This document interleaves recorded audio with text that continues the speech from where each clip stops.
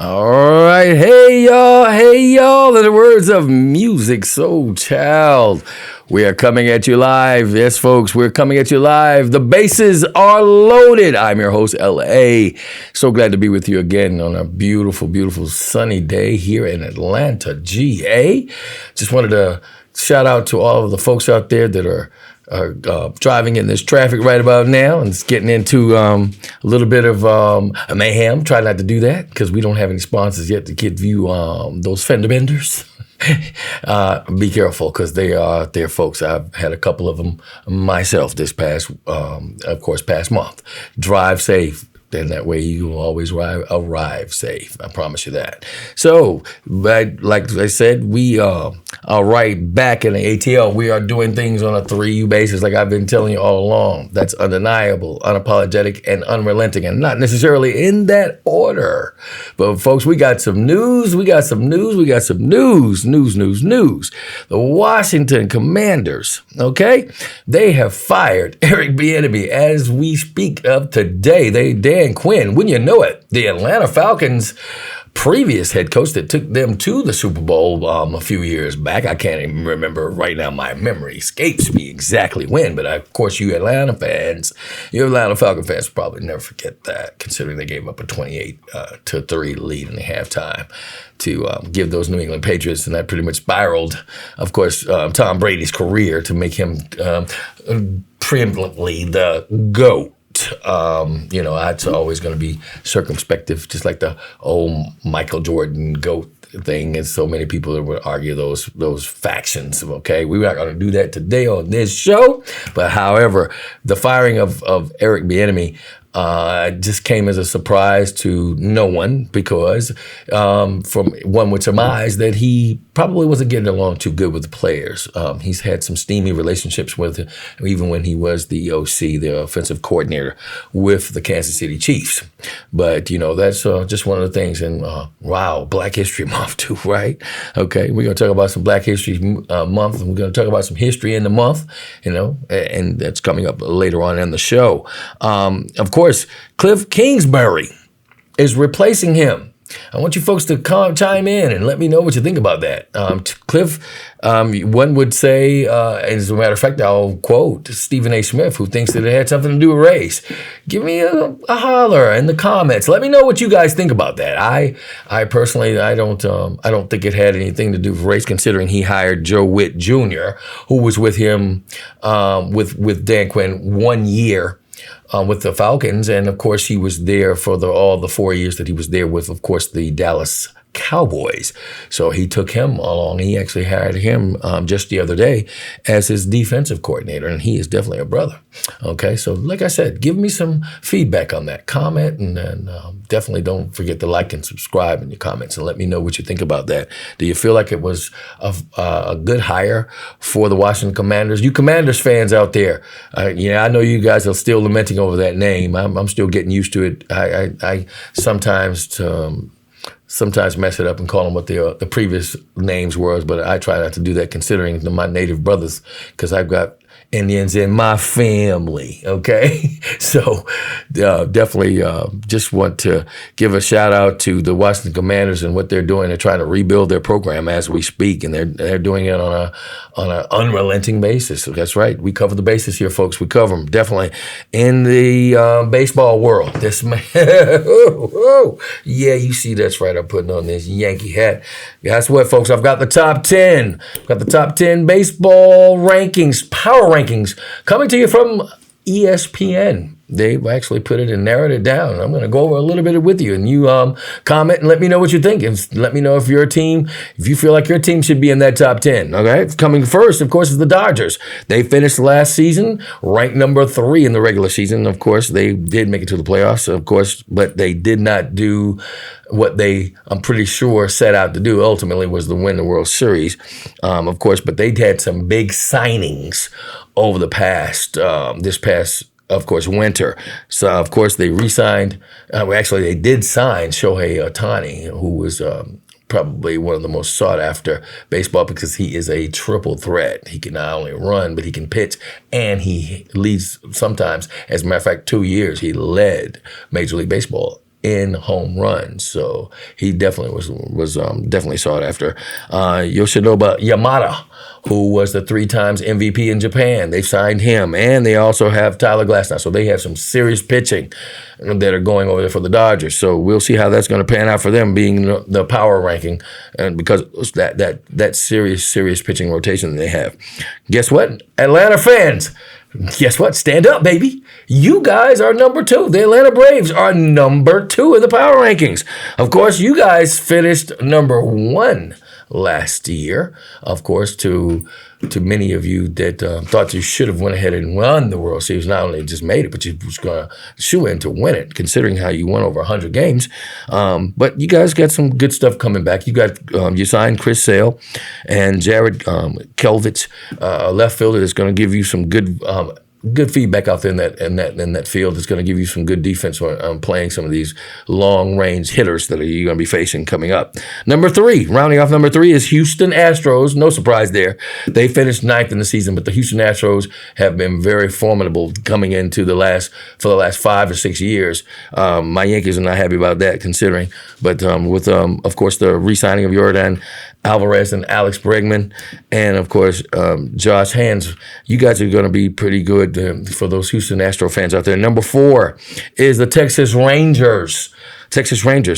With their World Series win, of course, 2023-24. Those guys, they just emerged. They finished number 5. So that regular season, folks, doesn't necessarily matter when it comes to baseball that much. You get out there, you go to these games. It is supposed to be our nation's pastime, but we both know that in football, if it was played as much as, it wouldn't be, of course, to pretty much to anyone that actually would argue that point. Football has taken over for the last 15 to 20 years, but baseball is certainly trying to emerge again with the signing of a lot of the younger folks, and then with them actually changing the speed of the game.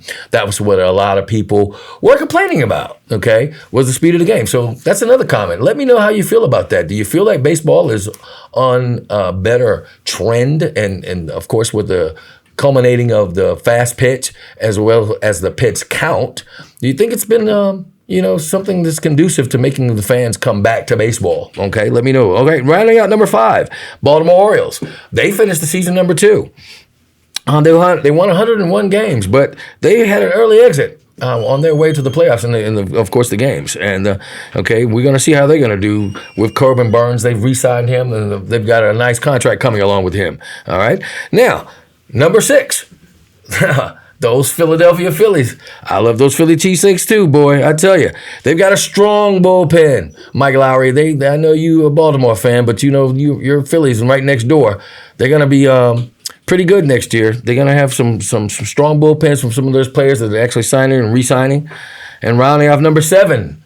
Number 7, of course, is my Yankees, baby. My Yankees, the Bronx Bombers. We've got some strong re-signs, as well as we were able to get Juan Soto to come over there and bring that huge bat, along with a lot of the other players that are going to be backing him up with, of course, Aaron Judge being the skipper, and of course coming back is, of course, Garrett Cole, our ace. So we're going to see how we're going to do for that season. Hopefully we can do better than we did last year, because we ended up, believe it or not, with our record, we only ended up in the regular season ranked number 16 on the regular season. So we're going to see how that plays out. All right, number 8 is going to be the Tampa Bay Rays. That's our nemesis. Oh, those guys, they've got a great pitching staff, great pitching core. They've got bats that are coming out there that's coming left and right. Number 9 is going to be the Arizona Diamondbacks. They were the runner-up to the World Series, which was a big surprise considering they finished number 12 in the rankings. So I told you, it really doesn't matter whether or not how you finish and how you start. Is how you finish on that World Series, because those guys actually had a somewhat dismal season. And they ended up being ranked number 12, but they were able to make it to the World Series and compete against those Texas Rangers, all right? And number 10, lastly, of course, the Toronto Blue Jays, no surprise there. They're the number 8. They finished number 8 on the season. They have no playoffs, and considering with that to be able to exit the way they did in the playoffs with that huge pitching rotation with Bo Bichette and of course, Vladimir Guerrero, those huge bats, they're going to be a formidable team next year. So we're looking forward to baseball, guys. It's not far from it. Spring is coming up next. It's going to be the beginning of March. So we'll see what's going to happen. See if your teams get on there. Let me know in the comments whether you feel like your team should be ranked and where they should be ranked, and we'll get back at you. All right. In other news, of course, guess what? I know, folks. Woo, boy, I tell you. Basketball news. Basketball. NBA action. My Knicks. It was inevitable. Okay, I knew it. I knew it was going to come eventually. We are riding high. We were on a 9-game win streak until LeBron and company came into the Garden the other night. Ended up eking out that win by a few points on that game, and of course ended our win streak. But guess what? We're going to see if we can pick it back up against those Memphis Grizzlies tonight at 7:30. Tune in for, of course, my Knicks fans. All right, and also in other basketball news, a little sad news. Joel Embiid, who was, of course, the reigning MVP, he's actually just found out not long ago in the news he's going to be out longer than they expected because he's got to go in and have surgery for the torn meniscus that he suffered again earlier in the season. And then, of course, to the worst part of it, the latter part, of course, he fell on by Jonathan Kuminga during the game, and that furthered that injury. So then now they're just going to go ahead and do that surgery, and hopefully he'll only be out for a couple of months, but they're saying pretty much it's going to be at least 4 weeks. So the 76ers, without him, they're not too much of a threat. They're right now ranked number 4 in the East, but without Joel Embiid, it's pretty much not going to happen for them because they were a threat to come out of the East to challenge the West for, of course, the NBA championships. But we'll see how it pans out, okay? Also, right now, the basketball news is everyone is getting geared up for the All-Star. It's not going to be too much long, so we'll see where it's going to happen and where it's going to be. I'll let you guys know. I told you I'll keep you informed. And like I said, we cover all the bases, okay? Right now, also, in honor of Black History Month, okay?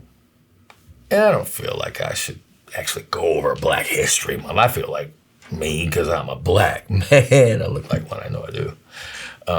This is my hair. Some of you guys have actually commented in the comments because I'm always wearing hats. You want to know if I was bald headed up under here, but guess what? I can wear a bald head and I can grow my hair back too, baby. I can do this as I can. But with that, with in honor of Black History Month, I want to tell you some things that happened not long ago in 1975. 2 things happened the same year. The first thing, of course, was Frank Robinson was inducted. He became the very first black head coach.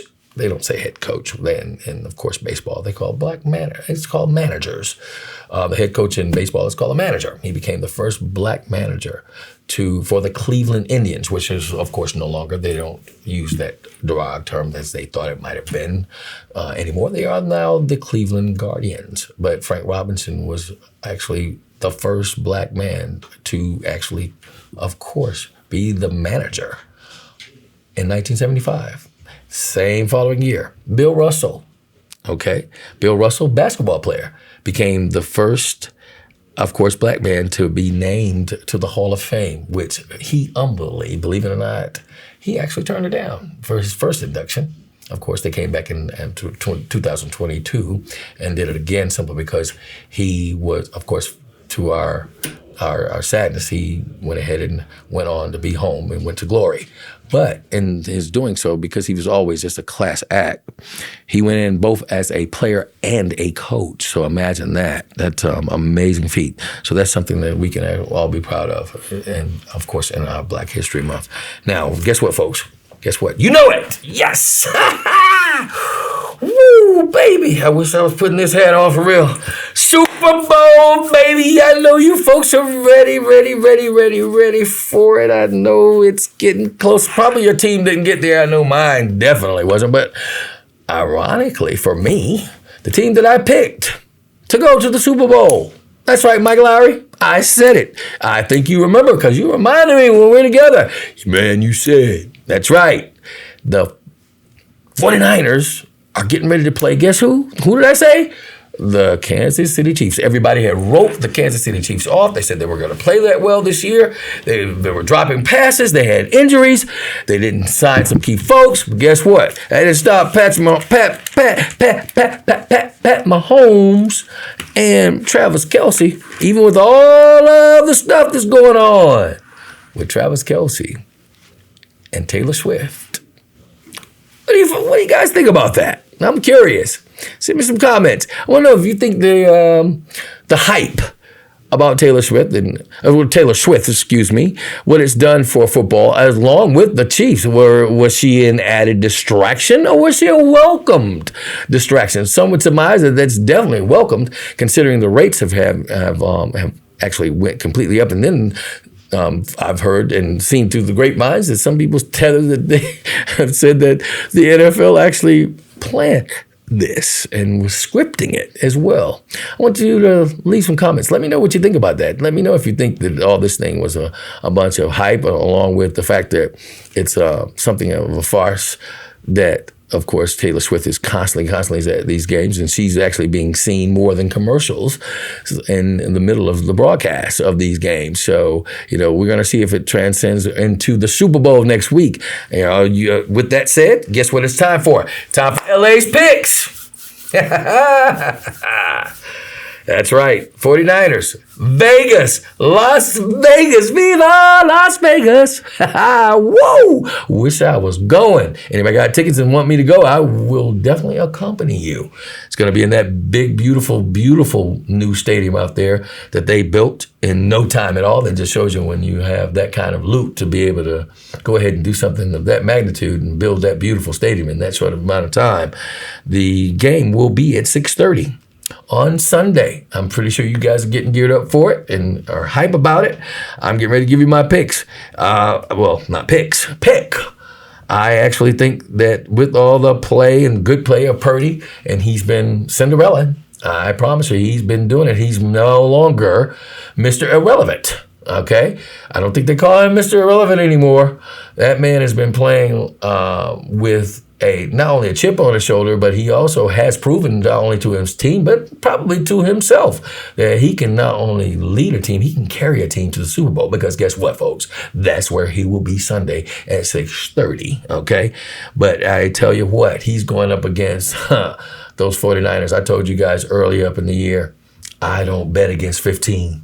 As long as Andy Reid and Patrick Mahomes and Travis Kelce are there and they're somewhat healthy, I will never bet against Pat Mahomes. And with that said, I'm going to give you my pick and my score. It's going to be the 49ers 17. And, drum roll, Kansas City Chiefs are going to score 7. They're going to score 28 points. That's right, 4 touchdowns. Because with the play of Pat Mahomes, those receivers, you never know which one. I could say it might be Rashee Rice. It could be Kadarius Toney. I heard he's coming back off of the quote-unquote injury, sideline injury he sustained against, of course, the Buffalo Bills.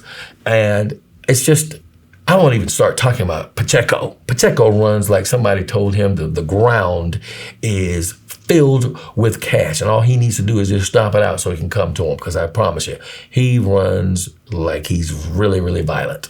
And with that said, I really do believe that they're going to be really, really hard to beat in this Super Bowl coming up. But we're going to see. I know that when I promise you, you will know better.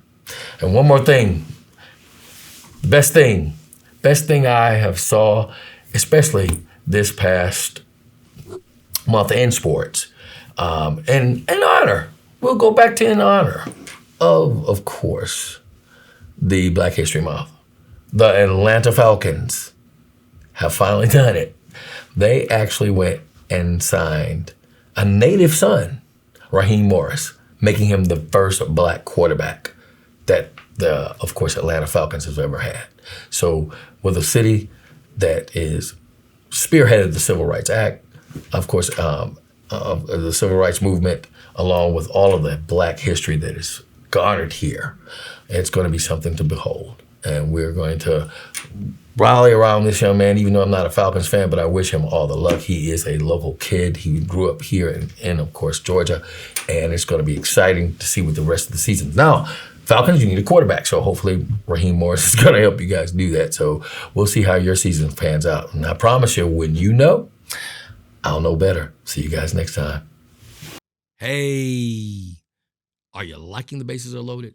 Do me a favor, hit that like and subscribe button and tell some more people about me. It keeps me coming and keeps you happy and keeps me smiling. Thank you.